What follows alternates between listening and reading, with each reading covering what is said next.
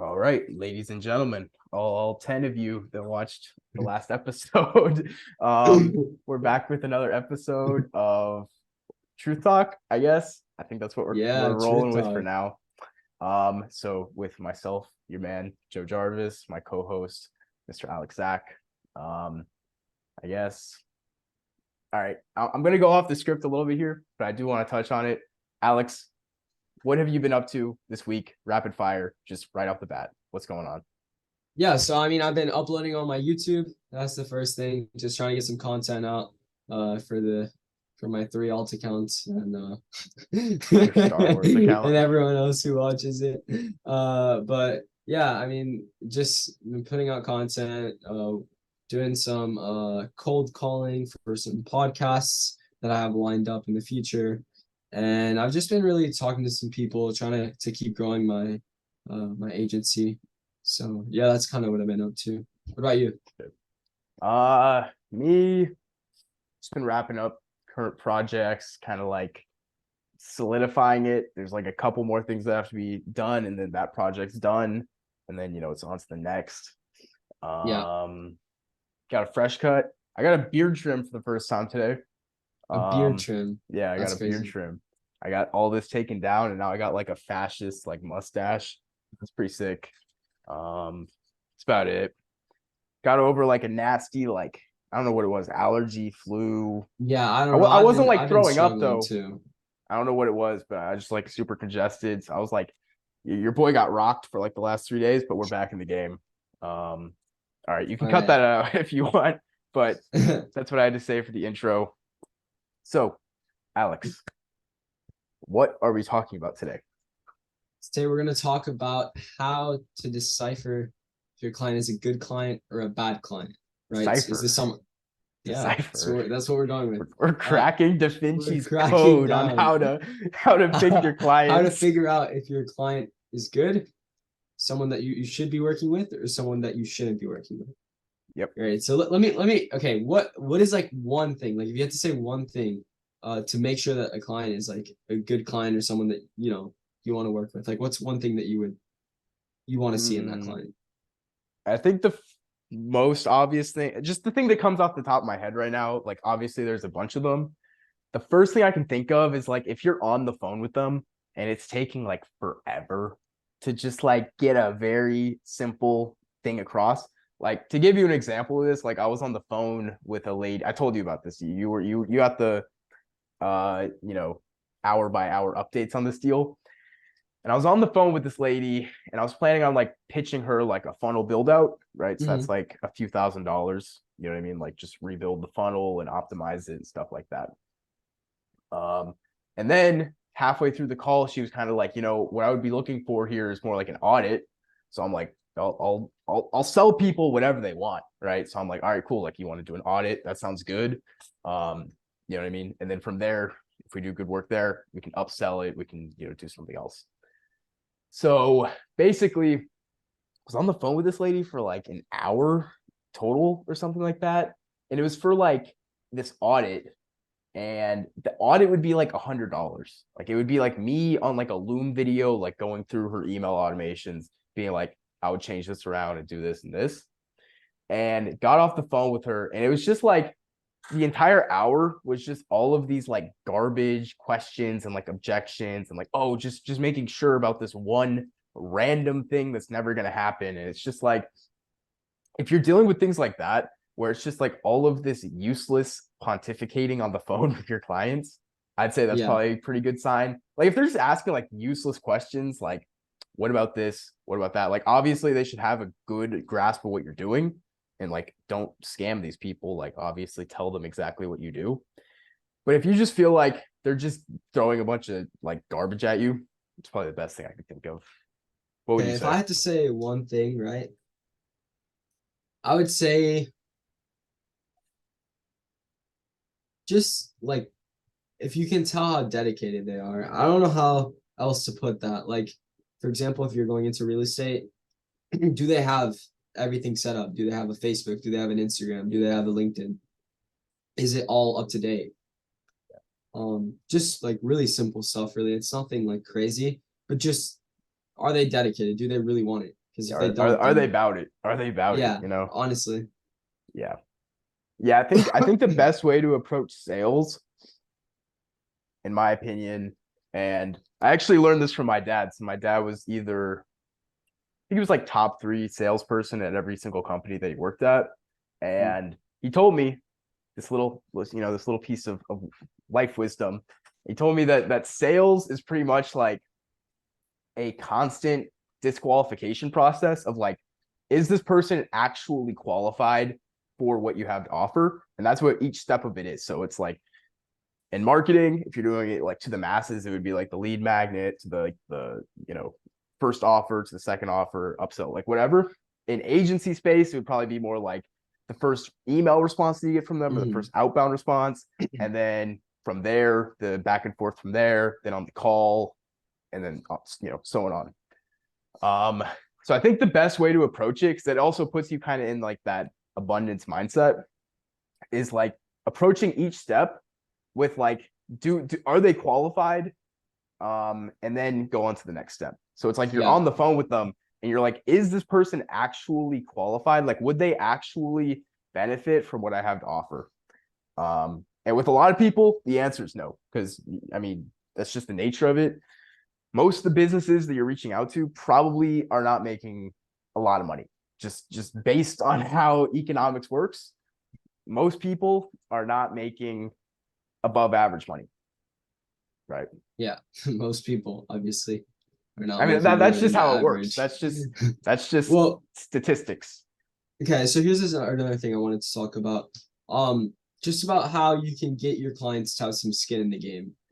Yeah. What are some ways that you do that? Well, obviously the best way is to get them to hand over a lot of money to you. That's probably the best way. Because after they send, press send on a 4-figure invoice, then they're gonna want to see that project succeed. Of course. But let's say I want to make this practical. Okay, maybe you're an up and comer. You're watching this. You're not sending out 4-figure invoices yet. Maybe even you're doing like rev share work, which is what I did. I mean, that's a completely valid way to get your first, handful of clients is, hey, I'm going to do this work. You pay nothing up front. You're just going to pay me a percentage of the revenue that I generate, which is completely valid. If you're in that situation, I'd say either if you can justify a hard expense, if you have to be like, look, I'm using this software, right? It's going to cost me, it doesn't have to be a lot, $40 a month to just put together the website, right? You can ask them, all right, can you pay for this project? Now, obviously, tell them that beforehand, tell them that in the discovery phase. Don't dump that shit on them later. Yeah. Sorry, But are you also have to think about bleep it that like out? this, right? No, we're not bleeping it out. All right. But just think about it like this, right? The $40 isn't really like for you or really just, I mean, you you're not even don't need it, profiting off right? of it because it's Exactly. yeah. The idea is just so they have some sort of Skin in the game. skin in the Investment. game is the Yeah. best way to phrase it, right? And if you don't know what skin in the game, it basically means like you're Our man you're Nassim. losing something. Yeah. I mean, if you read that book, then you know what it is, obviously. But Actually, I have it on my basically, shelf, like right here. wait, can you grab it? Yeah. Yeah, exactly. Beautiful book right there. Quality. Goated. But basically, the idea is just like, do you have Do you have something to lose? Pretty much. Like, do you have yeah, an investment? are you Yeah. invested in it, basically? Yeah. So And sorry, go ahead. no, you can go ahead. Yeah. So I mean, when I would say just try to get them to do something. I mean, you can also do like a contract. The thing is, bro, with a contract, it's like, are you actually going to take that to court? No, you're going to pay like 50K in lawyer fees, and then they're just going to get acquitted or some shit like that. Like, you're not, if you sign a contract and they're like, oh, you have to pay $80 commissions on every sale you make, and they don't pay you that, like, you're not taking it to court, right? So I mean, contracts can kind of help add like some seriousness to it. I mean, they probably wouldn't hurt so long as like, you're not writing a completely trash contract. Yeah. I'm trying to think about any other way. I don't know. Do you have anything to say here?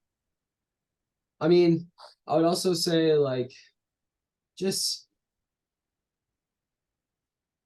if you're like doing like some sort of social media stuff, um, just make sure that like if you're gonna do like something where you're providing content for them, like and you're trying to grow yourself or whatever it may be, like if like for example on Instagram, I just tell you to do like a joint post. Just like they have to look good on their stuff, right? You have to make it look good and they have to want to do it, right? Um, just little things like that. Anyway, that they like need the sort of like they have something to lose, right? Because if you don't do a good job, then they're not gonna post it, right? That sort of thing, right? Yeah. Anything else for on that point? On the point of getting your clients invested, Yeah.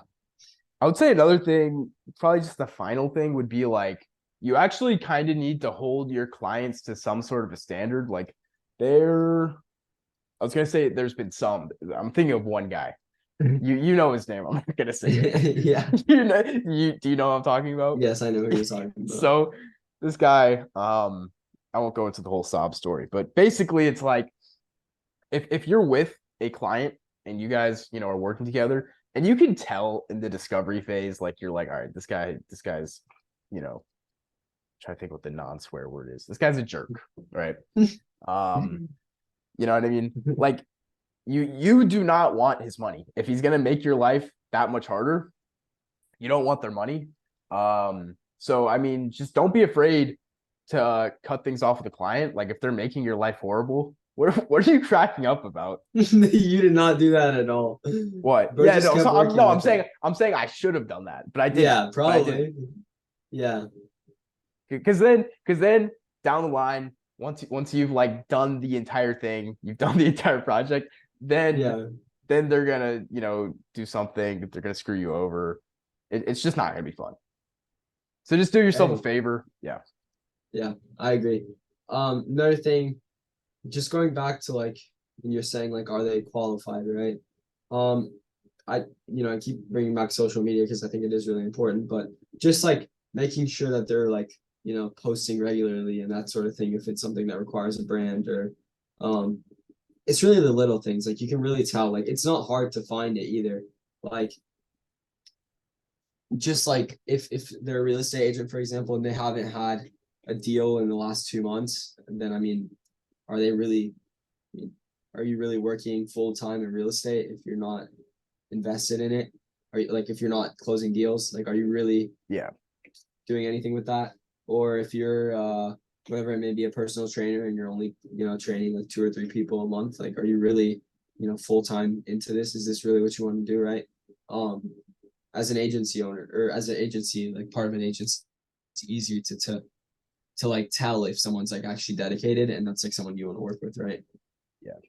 Another good thing there, kind of unrelated. I just thought of this. And it's like if the person that you're speaking with on like a prospect in the discovery phase, if they're constantly late to stuff, if they're either Yeah. late to stuff, if they're like five, honestly, dude, more than 5 minutes late to a meeting and they don't have like a very succinct reason why, there's like, bro, something happened and sorry, can't make it. Like, dude, I I told got you on a about this call before. once. I told you about this before. Do you remember that time I had like 3 meetings in a day? So I like cleared my schedule. I cleared. I was like, I'm gonna be at these three None of them meetings, and and none literally of them all three of them no showed. And I was like, dude, what is happening? I lost all faith in society after that point. Lost all yeah, faith. So bro.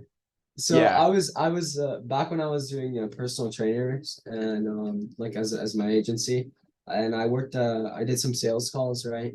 And this guy, he hopped on the call and he was getting a haircut while he called and he's talking to the lady that's cutting his hair and she's just like, oh, you want it like this or like that, and he's just like getting like a full like haircut. He's got like bro's this getting long a hair in the fade. back. Jeez. I'm like, sir, is this a good time? Like, I almost hung up. Like, I should have hung up really, You but should I have hung didn't. up. Yeah, I didn't because I was like, well, like I don't get very many sales calls you at were that point. Let me just go through with it, because you're and because you were a brokey. maybe. maybe. Anyway, Dude, that's actually a really good sign. If I had to sum it up to one thing, that would probably be one of them. don't get someone who's getting a haircut during their call. Yeah, if they're getting a fade on the sales call, like like bro, either reschedule or just disqualify them. Like just delete them from the CRM, bro. If they're getting a fade. It's just gone. Yeah. That's a good one. I don't know, dude. I had one guy who I was doing some free, no, it was on RevShare, but it was like when I was just starting out. Yeah. And I think we had this thing and he scheduled for like 7 in the morning or something because he lived in a different time zone, like Asian time zone. So I was like, all right, bro, like I'm gonna be up early, gonna conquer the day, all this stuff. Get on the phone at 7 a.m. and it's literally nothing. Nothing, No, no one showed nothing. up. No, it didn't show up. So, anyways, I texted him and he was like, sorry, bro. Like it's been a crazy week. Like my setting team is being, I don't know, bro, whatever. He was like, all right, bro, like let's reschedule. Rescheduled it. And then he canceled that one because he was like, bro, sorry, like prospect something something. And like the only time he could make it was at the time that I was booked in with you. So then it's like you know about how high on your priority list you are. That the guy How booked it in high? at the exact same time. Yeah. So it's like, bro, if you're dealing with that, like I wouldn't say you have to like completely DQ them, but I would say, I mean, bro, it's tough because like when you're just getting started out, like those are the only prospects that are gonna respond to you. Yeah. But I don't know, bro. I would say those people you probably they're not ideal. Steer Just clear. put it like that. I don't really And then have I anything also else want to say to on want that. to talk Yeah, about go ahead. how a lot of people like, especially a while ago, and this is how I started too. They really like talk about the importance of free trials, and I just want to talk about how like that is not the way that I would go if I had to start over again. Free trials, my opinion, are kind of a waste of time. You might get a case study out of it. That's the only thing you might get, and I guess No, you you're also get not, some bro. experience. Has But anybody ever let's gotten a be case honest, study like out of a free trial? I think you're just unlucky. I got a few. I got a few, What but results did you they get? weren't the best. Huh? What results did you get? Like good, I had a lot of very good Facebook ads. Very like the What was your quality on the ROAS? Facebook. Huh? I don't even remember, but it was low for Your but ROAS was low. wait, what'd you say? Return on ad spend. No, not return on ad Your spend, but ROAS was low. Bro just no, doxed himself. yeah, I just did terrible. No, but I had very good stats on it. Like the what's it click per, what's it called? CP click per. I haven't done these in a while. Click through rate. Yeah, maybe the one where like how much for when people click on the ad, how much does it Cost per cost? click. Cost per click, that's what I'm looking for. Was very low. Yes, I could not put that together. But yeah, it was very low. Bro, why are you laughing, How bro? much, the metric of when they click on the ad and how much it costs? Cost per click. All right. Sorry. Go on. Yeah, anyway, it was we had some good case studies, but I wasn't the one running the ads, as you can clearly see. I was the one You don't reaching out. say. Yeah, we did get some good case studies. I would do the calls, the sales calls, and I would do like outreach. So Yeah. that's why I have uh limited experience in that end. But yeah, I would also say that free trials are you're like every single time it's gonna be someone hearing the word free, that they're gonna hop on a call and then you're gonna Yeah. tell them that they need to pay for something, or that even if they don't need to pay for anything, Yeah, they're dude. just gonna want the investment. And it's not gonna work The out. the type of people that are attracted to like free stuff are generally pretty bad people to work with. Like they're usually headaches.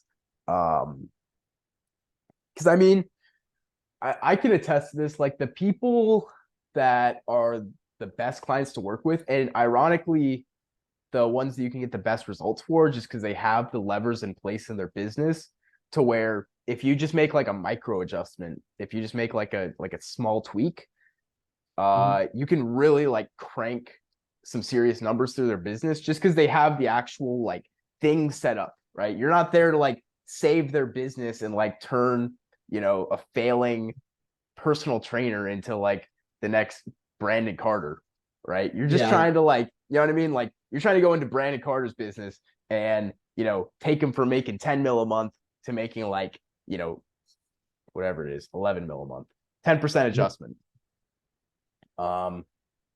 Shout out Brandon Carter. Where was I going with that? He needs our shout out. Brandon But Carter, yeah, we'll let you on the podcast if one day. Hey, if if it Brandon works Carter out. ever sees this, you are always invited onto the Truth Talk podcast with Alex, Zach, and Joe Jarvis. Okay. Yep. I'm gonna send this. I'm gonna send this to him on Instagram, the link to my YouTube, and I'm gonna ask him to watch it. His setter's gonna be like, that's awesome, bro. Have you ever wanted to try social media and personal training? Bro. Yeah, That's no. funny. I DM'd one guy. You know what I mean? Like cold DM, like Uh-huh.